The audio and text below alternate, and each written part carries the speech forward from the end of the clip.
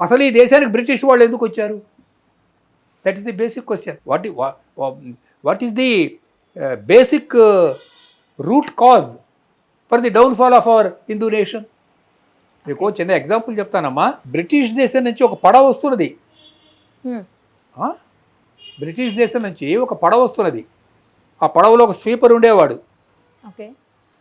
వాళ్ళ అమ్మా నాన్న వాడిని తీసుకెళ్ళి ఆ పడవలో పడేశారు.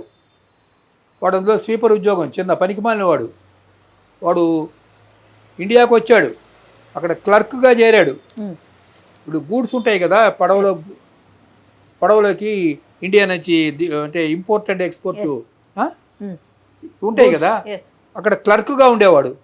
వాడు ఇండియాను చూచాడు, ఇక్కడ ఉన్నటువంటి అనైకమత్యాన్ని బాగా గమనించాడు. గమనించి కొంచెం సైన్యాన్ని తయారు చేసుకున్నాడు.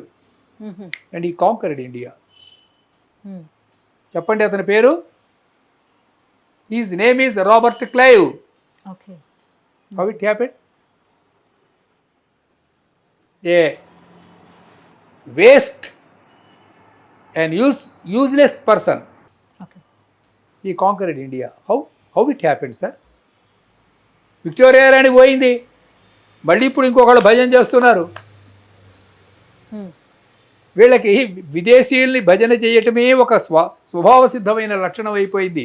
అంటే వీళ్ళ నరాలలో కూడా విదేశీ భక్తి ఈ భారతీయులకి ఒక స్వభావ సిద్ధమైనటువంటి లక్షణంగా మారిపోయింది. They have lost their self pride and they have lost their అస్మిత. అస్మిత means identity. They have lost their identity. కాబట్టి బ్రిటిష్ వాళ్ళు పోయినా వీళ్ళు స్వాతంత్రాన్ని నిలుపుకోలేరు అని ఈ కేశవరావు బలీరామ్ హెడ్గేవార్ ఆలోచించాడు.